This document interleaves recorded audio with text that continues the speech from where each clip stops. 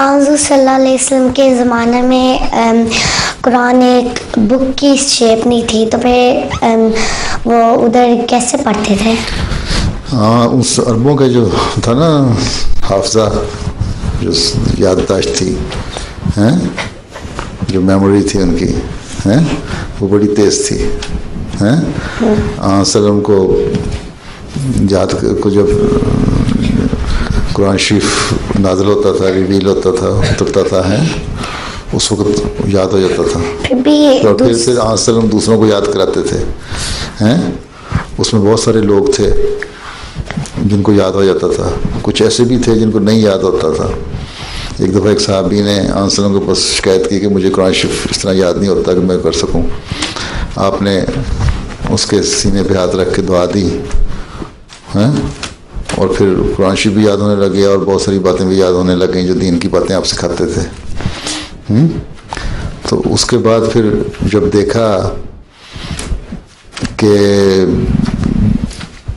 फिर यह कि पूरे कुरान शरीफ बात पर नहीं हाथ याद होता था हर एक को, फिर वो दूसरों की मजलिस में बैठ के एक आदमी कुरान शरीफ उनको सुनाता रहता था, हैं। इसी तरह वहाँ भी उस वक्त हाफिज होते थे कुरान शरीफ हिफ्ज़ करने वाले ख़ास तौर पे। इसी तरह और उनको बड़े वो भी ख़ास स्पेशल लोग समझे जाते थे। एक दफ़ा एक कबीले ने सल्लम को कहा कि हमारी तरबियत के लिए कुछ लोग भेजें, हैं। आपने 70 हाफिज जो थे वो भेज दिए, 70, और उन्होंने धोखे से उनको ले जाके सबको शहीद कर दिया। सल्लम को बड़ा गम और था इस बात पे, अफसोस, हैं। तो उस वक्त क्योंकि लिखा हुआ नहीं था, लेकिन फिर भी जो कुछ ना कुछ जो चमड़ों पे या किसी तरह जो कागज़ पे कुछ ना कुछ लिखा जाता था, जो पढ़ना जानते थे वो पढ़ लेते थे, जो नहीं पढ़ सकते थे वो दूसरों से सुन लेते थे और कोशिश करते थे ज़्यादा से ज़्यादा याद करें।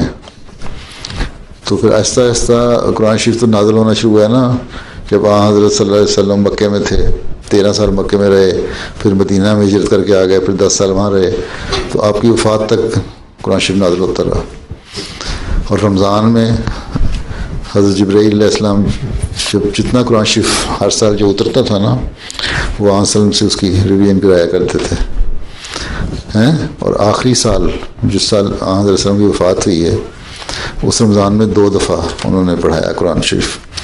हज़रत जिब्राईल अलैहिस्सलाम दोहराते जाते थे, पढ़ते जाते थे, सल्लम पीछे पढ़ते जाते थे, फिर आपने सिखाया। फिर जब हज़रत उस्मान ने महसूस किया कि लोग कम हो रहे हैं कुरान शरीफ पढ़ने वाले, फिर उन्होंने उसको इकट्ठा किया, सारों को कंपाइल किया, उसको ऑर्डर में किया, जिस तरह जो ऑर्डर है ये सल्लम ने बना दिया था कि पहली सूरत ये है, दूसरी सूरत ये है, तीसरी सूरत ये है, फिर आयतें मुख्तलिफ जगहों पे जहाँ जहाँ फिट करनी थी मान ली, हैं।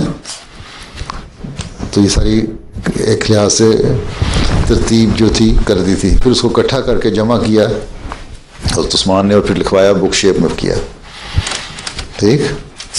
तो इसलिए फिर आसानी हो गई, फिर लोगों ने पढ़ना भी सीख लिया। उस ज़माने में कुछ लोग पढ़ने वाले थे, कुछ नहीं पढ़ने वाले थे, हर एक पूरी तरह पढ़ नहीं सकता था, ठीक। समझ आ गई?